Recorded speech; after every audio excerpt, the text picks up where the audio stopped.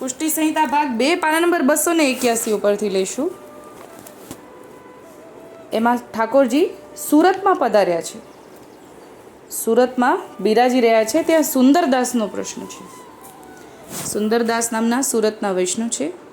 એ સુંદરદાસે પૂછ્યું, રાજ, આપણા માર્ગમાં કર્મથી કૃપા ન્યારી છે એવું કહ્યું છે, અને કૃપાને પાત્ર તો કોઈ કોઈ જીવ હોય, તો રાજ તે શું, તે કૃપા કરીને સમજાવો. જે રાજ વ્રજની વાણીમાં સંભળાવો તેવી ઈચ્છા છે.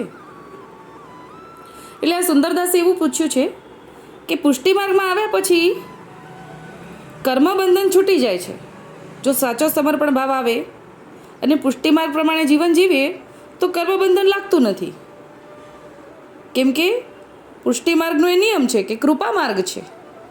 તો એ કેવી રીતે, એવું અહીંયા સમજાવવા વિશે વિનંતી કરે છે.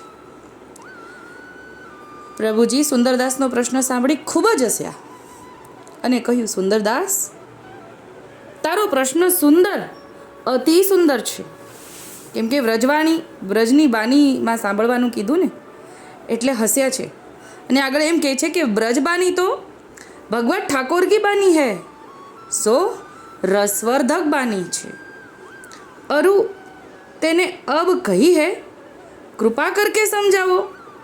तो तेरे प्रश्न का उत्तर तो इसमें ही आई गयो. એટલે કે કૃપા કરીને સમજાવવાનો તે પ્રશ્ન કર્યો તો તારા સવાલનો જવાબ આમાં જ આવી ગયો. એટલે કે કૃપા કરવાનું જ તે વાત કરી દીધી, તો પછી એમાં જ જવાબ આવી ગયો ને કે કૃપા માર્ગ છે પુષ્ટિ માર્ગ. ફેર કહા રહ્યો, એટલે કે જવાબ તો મળી ગયો, હવે બાકી શું રહ્યું? તો હજી હવે આગળ ઠાકોરજી આગળ વિસ્તારથી સમજાવે છે.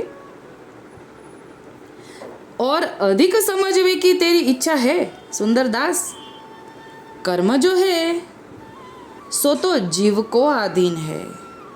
કર્મ જે છે એ જીવને આધીન છે. જીવ જે પ્રમાણે કર્મ કરે એ પ્રમાણે આધીન છે. और कृपा जो है सो तो भगवद आधीन है.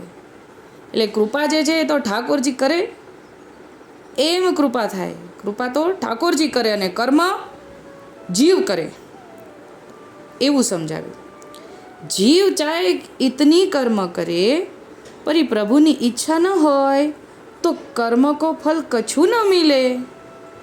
એટલે ગમે એટલા સારા કર્મ કરે જીવ, પણ જો કૃપા કરવાની ઠાકોરજીની ઈચ્છા ન હોય તો કૃપાનો કર્મનું ફળ કાંઈ ન મળે.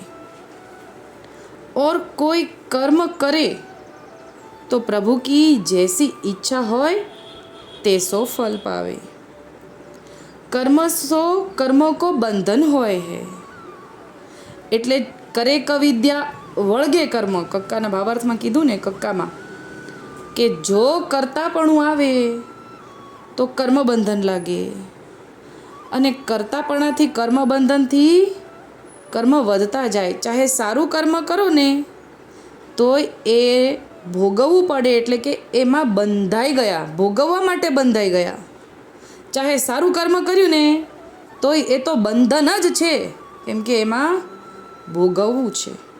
એટલે એમ કહે છે કે કર્મ કો બંધન હોય હે. અરુ કૃપા તો બંધન સે મુક્ત કરે.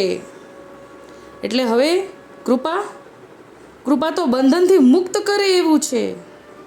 કેમ કે કૃપા તો ઠાકોરજી કરે અને કર્મ તો જીવ કરે. જીવ શું જાણે, અને કૃપા તો ઠાકોરજી કરે એટલે બધાયથી મુક્ત કરી દે એવી કૃપા છે. પરી કર્મ કો કરે યા ના કરે, અપને પ્રભુજી જા જીવ પે પ્રસન્ન હોય તાકો કૃપા કો દાન અવશ્ય કરે. એટલે હવે જો અગર કોઈ કર્મ કરે કે ન કરે, ઠાકોરજી જે જીવ પર પ્રસન્ન થાય એને કર્મ કાંઈ કર્યા કે નહીં કર્યા એ નથી જોતા. એ જીવ ઉપર જો ઠાકોરજી પ્રસન્ન થયા છે તો અવશ્ય એના પર કૃપા કરે છે. એટલે કે કૃપા કર્મને આધીન નથી. કૃપા તો ઠાકોરજી પ્રસન્નતાથી કરે છે, એને સામે કર્મ લાગતું નથી, કર્મ જોતા નથી. તો હા, કર્મ શું કરે?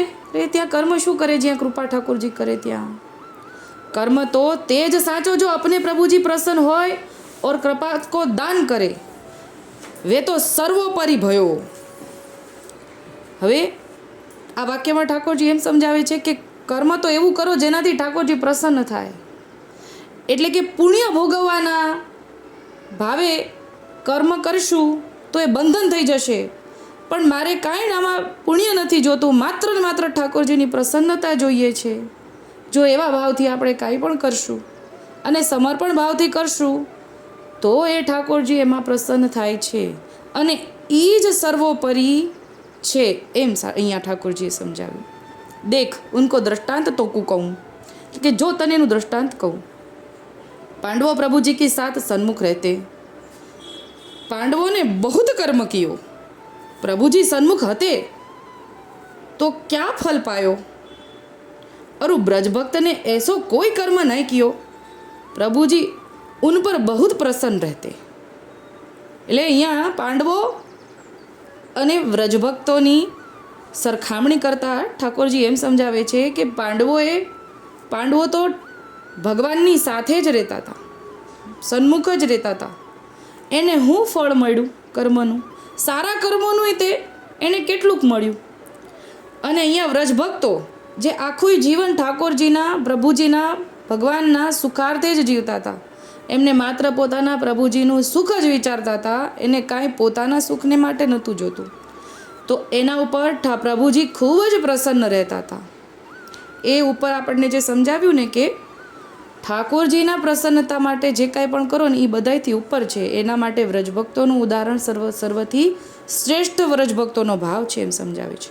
યા કો કારણ સમજવે મેં આયો, જો વ્રજભક્ત પ્રભુજી को अपनो सर्वस्व जानते थे और जो कछु करते सो सब इनके लिए, તો કૃપા તો સદા ભાઈ, એટલે કે એ તો બધા ઠાકોરજી માટે જ કરતા હતા, એમના પ્રભુ માટે જ કરતા હતા, એટલે એના ઉપર સદાય પ્રભુ કૃપા કરતા હતા. પાંડવો જો કરતે તો સો અપને લીએ અરુ પ્રભુજી કો શ્રમ કરાવતે, એટલે કે પાંડવો પોતાના માટે કરતા અને પ્રભુજીને શ્રમ કરાવતા હતા. એસો કર્મ કહા, એસો કર્મ જहाँ હોય તहाँ કૃપા નહીં હોય, એટલે કે જ્યાં પોતાના માટે સુખનો વિચાર હોય અને ઉપરથી પ્રભુજીને શ્રમ કરાવે ત્યાં કૃપા ન થાય. કૃપા તો તું જ જૈસે નિષ્કંચન નિસાધન જીવ પર હોય, એવું સુંદરભાઈને સુંદરદાસને કહે છે. સુરતના વૈષ્ણવને ઠાકોરજી કહે છે કે તારા જેવા ઉપર કૃપા થાય, જે સદા આપણે પ્રભુજી બિના ઓર કછું ન જાને ન માને ન દેખે ન સુને, એટલે કે તારા જેવા જીવ ઉપર કૃપા કરીએ, જે પોતાના ઠાકોરજી સિવાય ના જાણે ન માને ન જોવે અને ન સાંભળે. એસો કર્મ કરે તો કૃપા જરૂર હોય, એટલે કે બધું જ વ્રજભક્તોની જેમ બધું ઠાકોરજીમય જીવન જીવે તો એની ઉપર કૃપા અચૂક થાય. ઓર તો કર્મ કછુક તો કૃપા તો ન્યારી હૈ, એટલે કર્મ તો ઠીક પણ કૃપાની વાત તો અલગ જ છે. કર્મ કી તુલના કૃપા કી સાથ ન હોઈ શકે, और कर्म से कृपा न्यारी है, और ऐसी कृपा के जीव कृपा पात्र तो कोक है, એટલે કે કોક જ છે. આવા કૃપા પાત્ર જીવ બધા નથી, કોક જ છે. તાકે કર્મ કો પ્રભુજી નહીં દેખે, એટલે કે એવા જીવ કોક જ છે જેના કર્મને ઠાકોરજી નથી જોતા.